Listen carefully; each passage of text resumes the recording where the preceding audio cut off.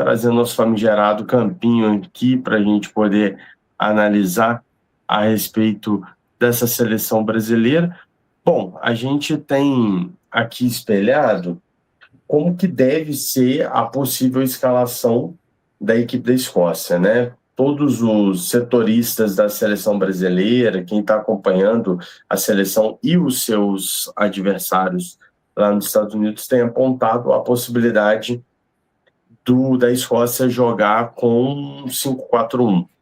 O esquema de 3 zagueiros é um esquema mais próximo, né, Pedro, que eles têm jogado, né, contra a própria seleção do Marrocos, eles fizeram assim, né, mas todo mundo cravando que eles vão vir um pouco mais recuados por conta da seleção brasileira, e para a Escócia é um jogo que eles precisam pontuar, né? Então, eles com um empate, eles já praticamente garantem a classificação como um dos 3 melhores colocados, e em caso de derrota, perder de pouco, porque também os 3 pontos já dão a possibilidade deles passarem para a próxima fase. Então, pelo que a gente estava pesquisando, né, parece que vai ser de fato um jogo, uma equipe mais retrancada, né?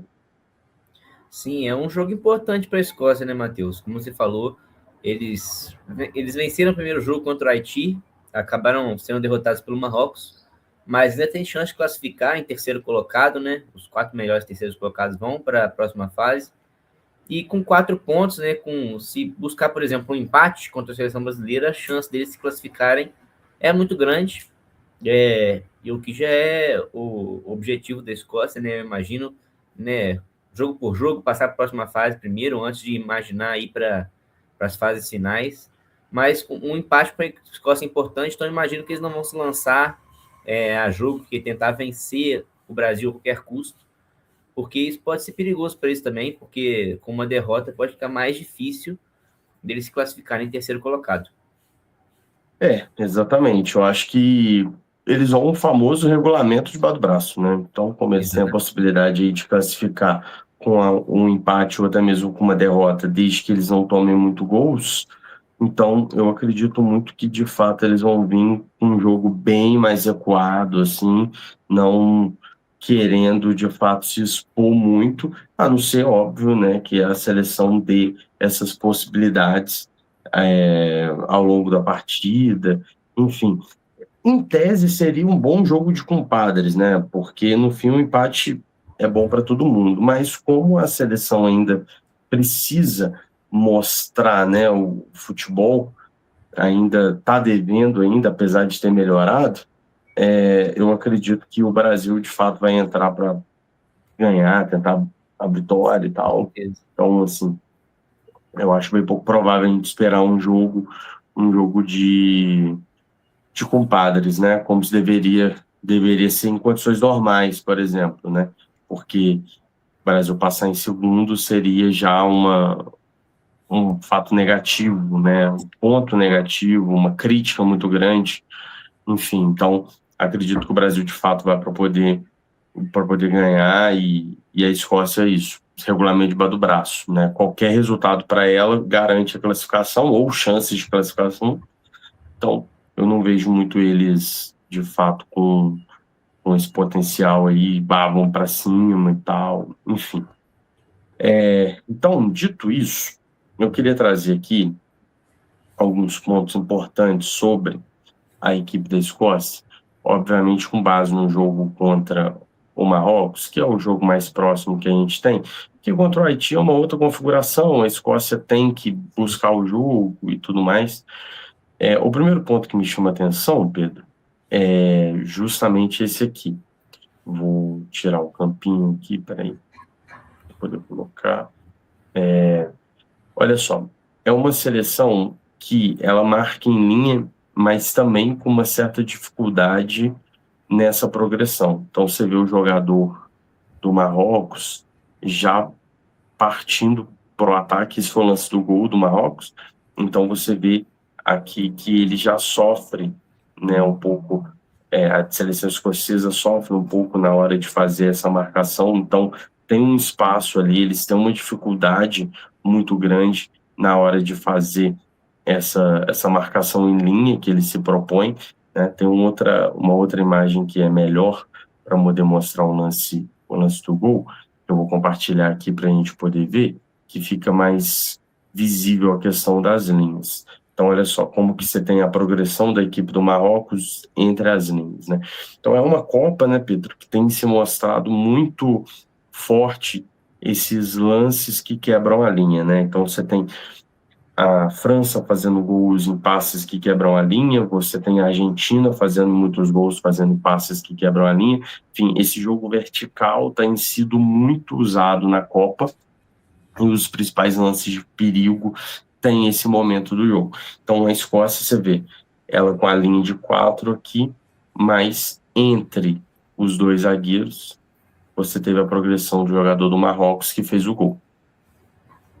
E a Escócia é um time que tem essa fragilidade contra times mais fortes, né?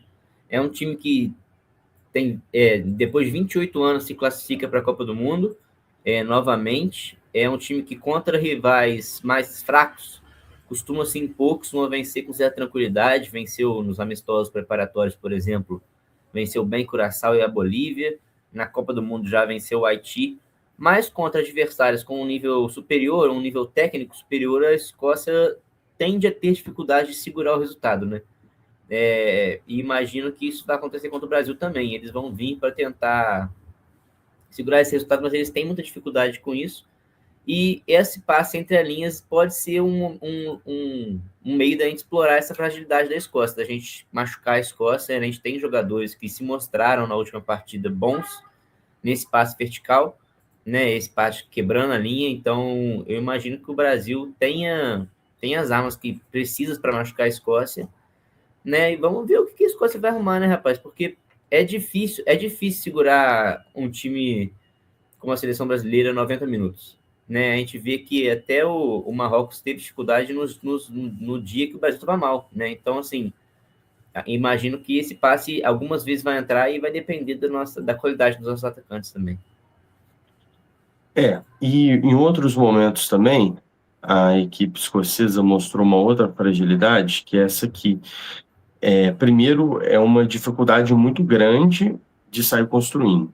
Marcação alta com a Escócia é um Deus nos acuda. Eles perdem mesmo a bola, e aí você já vê que eles geram esse espaço aqui entre as linhas, tá vendo? Então, a seleção do Marrocos bailando aqui, né, com inclusive igualdade numérica e tudo mais.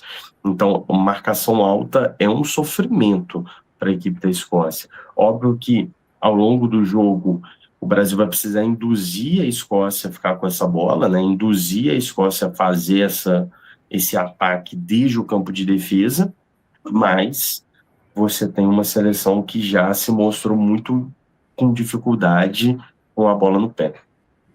E é um ponto que a gente precisa evoluir ainda na seleção brasileira, né? Essa marcação-pressão na saída de jogo do adversário. E pode ser um jogo para a gente testar isso, né? Eu espero que o Ancelotti esteja treinando essa saída de bola do adversário com o Vinícius, né? O Rafinha lesionou, mas são jogadores que não estavam fazendo tão bem essa pressão na saída do adversário, mas nesse jogo pode ser um ponto a ser explorado e espero que o Brasil consiga melhorar nisso ao longo da competição. Além não só dos atacantes, a responsabilidade na marcação-pressão, né? É você fazer um movimento coordenado ali com a subida dos meio-campistas. Então, mas é isso. Por mais que o Vini não faça essa marcação, quando a seleção está recuada na sua linha de 4, né? As duas linhas de 4, você necessita que ele faça essa marcação-pressão de maneira objetiva, porque facilita muito a construção com essa roubada de bola. Enfim, você passa a ter mais uma possibilidade de conseguir roubar a bola em condições mesmo de buscar o ataque, em condições de fato para fazer o gol, né? Igual na imagem que a gente mostrou. Se você pega uma bola ali central, com ninguém te marcando, você distribui o jogo com muita facilidade. Enfim, falando um pouquinho também do ataque da seleção escocesa, a gente tem nessa imagem aqui, mostrando a seleção escocesa tá com a bola na direita, e aí como que eles buscam essa jogada aérea, e sempre buscando dois jogadores aqui para poder fazer o combate junto com os dois zagueiros, né? Então vai ser difícil você ter só um jogador no meio dos dois zagueiros. Eles vão tentar colocar mais jogadores na área para poder dificultar essa marcação.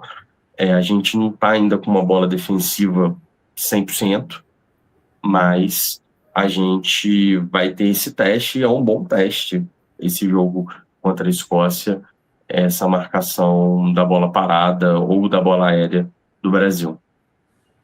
Até porque a gente ainda não acertou essa marcação, mas nós temos jogadores que são capazes de fazer bem essa marcação aérea, né? Essa bola aérea. A gente tem o Gabriel Magalhães, que é um jogador com uma ótima bola aérea, tanto ofensiva quanto defensiva, né? Temos o Marquinhos. Então, assim, tem espaço para melhorar. Eu acho que esse teste vai ser bom realmente para a seleção brasileira ajustar isso para as próximas partidas da competição.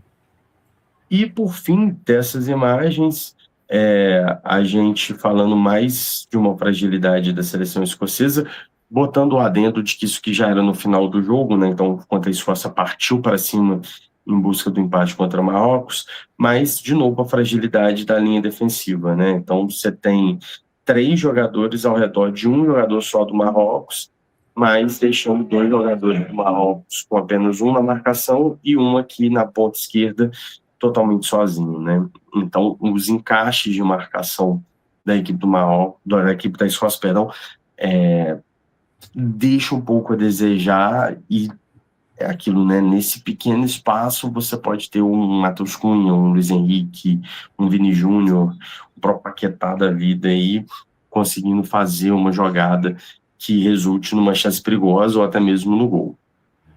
Sim, é importante também ficar atento às associações dos jogadores da frente, né?